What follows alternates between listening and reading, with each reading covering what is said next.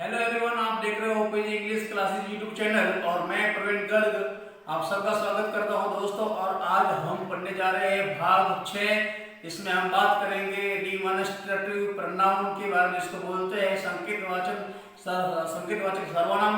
तो चलिए पढ़ते हैं भाग नंबर 6।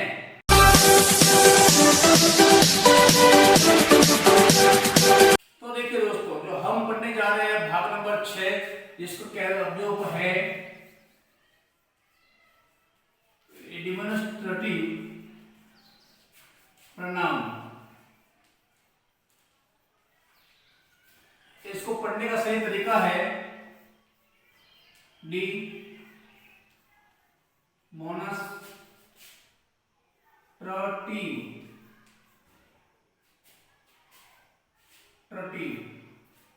डिमॉन्स्ट्रेटिव प्रोनाउन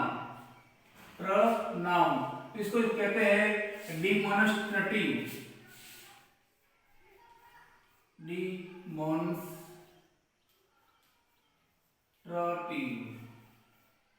जिसको हिंदी में कहते हैं संकेतवाचक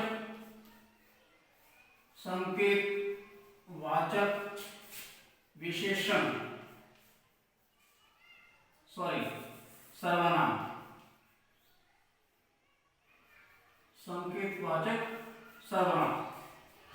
देखिए दोस्तों, जो अपन पढ़ने जा रहे हैं डिमॉन्स्ट्रेटिव प्रोनाउन जो है संकेतवाचक सर्वनाम है, और हम इसमें दो तरह के जो शब्द लेते हैं, वर्ड लेते हैं, जिसको कहते हैं दिस और दैट।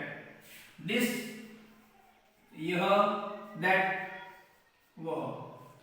तो दोस्तों देख रहे हैं, जैसे कि हम देखा है कि दिस और दैट के बारे में पढ़ने जा रहे हैं, तो सबसे पहले तो हमको ये पता होना चाहिए कि दिस का मतलब क्या होता है और दैट का मतलब क्या होता है। तो दिस यह, दैट वह। दोस्तों, जो दिस का प्रयोग है वो नजदीक वस्तु के लिए होता है, और जो दैट का प्रयोग है वो दूर वस्तु के लिए होता है। अगर किसी को पास में संकेत करना है तो हम दिस लगाते हैं, और किसी को अगर दूर संकेत करना है तो हम दैट लगा लेते हैं। तो मैं सीधी भाषा में कहूं कि आप ऐसे हाथ करें और चारों तरफ घूम जाए। अगर जो भी आपका ऐसे हाथ करने का टच में आ रहा है तो आप इसमें जो हम यूज करेंगे वो दिस का प्रयोग यूज करेंगे। और आपको ऐसे हाथ करने से किसी के पास टच नहीं हो रहा है तो दैट का प्रयोग कीजिए। जैसे कि मैं देख सकता हूं कि मेरे हाथ में ये डस्टर है और उसको मैं पकड़ सकता हूं, तो दिस इज अ डस्टर। मेरा हाथ बोर्ड पे टच हो रहा है तो दिस इज अ बोर्ड। लेकिन मैं ऐसे हाथ करो और जो हाथ टच ना हो जाए तो समझ लीजिए कि वहां पर दैट का प्रयोग होगा। सीधा तरीका है दोस्तों, बहुत अच्छी ट्रिक है। जब भी आपको कोई जज करना होता है कि दिस आएगा या दैट आएगा, तो अपना हाथ फैला दीजिए और फिर आप उनको ऐसे घूम जाइए, और घूमने पर हमारा जो हाथ टच हो रहा है तो दिस है, और हाथ टच नहीं हो रहा है तो दैट है। और अगर बात बताऊं कि आपकी जो अंगुली अगर सीधी है, ऐसी तो टेढ़ी है, अगर आपकी जो अंगुली है वो टेढ़ी है ऐसे, तो दिस लगेगा कि ये। लेकिन आप किसी को सीधी अंगुली से इशारा करते हो, आप अगर किसी को सीधी अंगुली से इशारा करते हो तो दैट का यूज होता है। तो आपको समझ में आ गया होगा दोस्तों। अब आगे पढ़ते हैं कि दिस का प्लूरल क्या होता है। तो दिस का प्लूरल होता है दीज, और दैट का होता है दोज। तो ये पता है कि दिस और दैट दोनों का दोनों क्या है, सिंगुलर है, और दीज और दोनों के दोनों क्या है, प्लूरल है, मतलब बहुवचन है। तो इनका यूज कैसे करते हैं उनके बारे में बात करते हैं। मैं इसको बस साफ कर देता हूं। चलिए तो एग्जांपल की ओर बढ़ते हैं। हमें जैसे एग्जांपल देना चाहो तो पहले बात करते हैं हम डिमॉन्स्ट्रेटिव प्रोनाउन।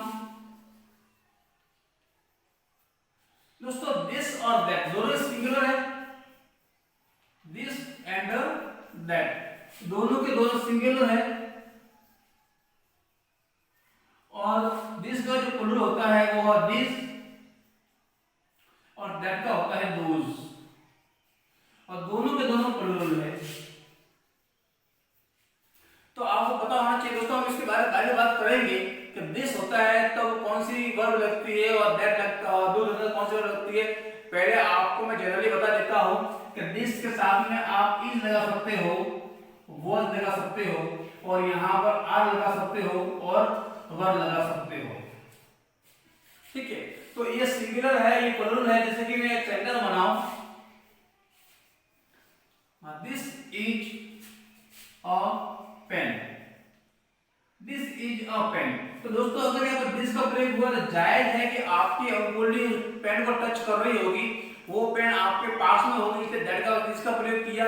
अगर मैं यहाँ ऐसा लिखता हूं कि that is a pen, that is अ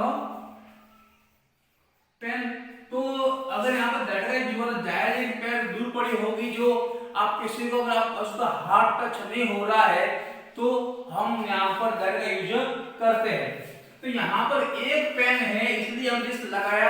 अगर ऐसा होता कि वहां पर दो पेन होती या संख्या एक से ज्यादा होती, मोर देन वन, तो हम प्लूरल का प्रयोग करते हैं। इसी के सेंटेंस में ऐसा लिखूं कि दीज आर पेन्स, वहां पर पेने हैं, दिस लगा इसलिए आर लगा, क्योंकि ये दैट का प्लूरल है तो ये आर भी प्लूरल का है। अगर ऐसा होता कि दोज आर पेन्स, वहां पर पेने हैं, तो यह दोज लगा क्योंकि दैट का प्लूरल है। तो मेरा कहने का मतलब ये है दोस्तों कि अगर कोई चीज दूर है और एक है तो आप दिस लगाए, अगर वो चीज दूर है और एक से अधिक है तो दोज लगाए, अगर पास में है तो दिस लगाए, और एक ज्यादा है तो दिस लगाए। तो इस तरीके से इसका यूज होता है, और इनका प्रयोग कहां का हो सकता है इसको एक बार वापस साफ कर लेता हूं दोस्तों। चलिए आगे बढ़ते हैं। हम यूज करते हैं दिस और दैट का। तो कभी कभी दोस्तों कंपैरिजन या कोई दो वस्तुओं को दर्शाने के लिए दिस और दैट का प्रयोग कर सकते हैं। जैसे कह सकते हैं this is better than that, ये उससे अच्छा है। तो यहाँ पर दिस और दैट दोनों आया है, यानी कि पहले वस्तु की होगी दिस का प्रयोग हुआ और बाद की वस्तु के लिए दैट का प्रयोग हुआ। यानी दो वस्तु की कंपैरिजन होती है तो पहली वस्तु दिस हो जाती है और बाद की वस्तु वो दैट हो जाती है। और दैट का प्रयोग कहां हो सकता है दोस्तों? दैट का प्रयोग जब हम डायरेक्ट और इनडायरेक्ट पढ़ेंगे, डायरेक्ट और इनडायरेक्ट पढ़ेंगे तब भी दैट का दो कंजक्शन के रूप में इसका यूज होता है। वो बाद की बात पढ़ेंगे, लेकिन दैट का यूज तो होता है कंजक्शन के रूप में। और हम देखें कि यहाँ पर दैट का यूज कहाँ हो सकता है, तो देखिए दोस्तों कभी कभी ये जो हम जो पढ़ने जा रहे हैं डेमोन्स्ट्रेटिव प्रोनाउन पढ़ रहे हैं, ये कभी कभी क्या बन जाता है demonstrative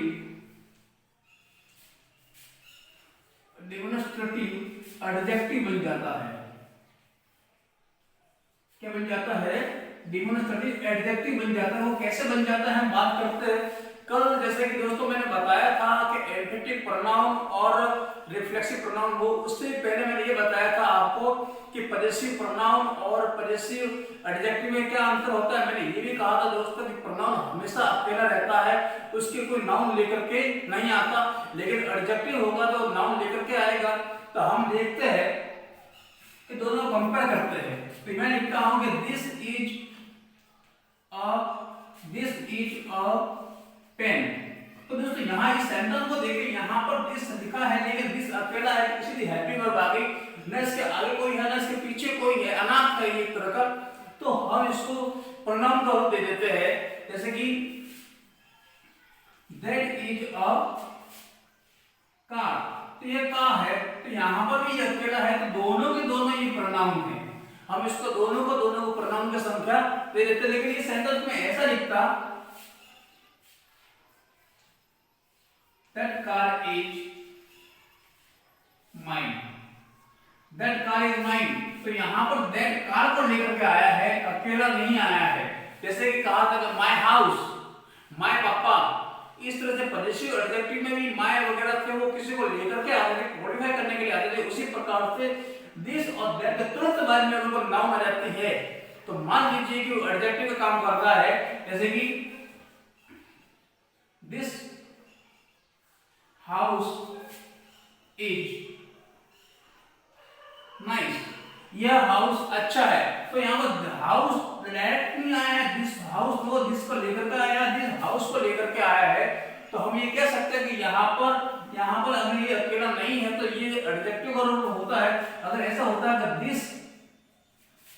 this is a house, अगर ऐसा लिखा होता तो जाहिर है दोस्तों कि यहाँ पर दिस अकेला तो ये प्रोनाउन का काम करेगा। This is my book, this is my book, ये दिस इज माय बुक। तो यहाँ पर दिस अकेला है कि वो प्रोनाउन आ गया, इसलिए मतलब नहीं है। तो ये प्रोनाउन है, सॉरी ये हैविंग और आगे इज आ गया, ये प्रोनाउन हो गया। लेकिन ऐसा होता कि दिस बुक इज योर्स, तो यहाँ पर दिस अकेला नहीं है, बुक को लेकर के आया है। तो दिस यहाँ पर एडजेक्टिव है, दिस यहाँ प्रोनाउन है। तो दोस्तों आपको सारा मैटर क्लियर हुआ होगा कि दिस और दैट एडजेक्टिव का भी काम करते हैं और प्रोनाउन का भी काम करते हैं।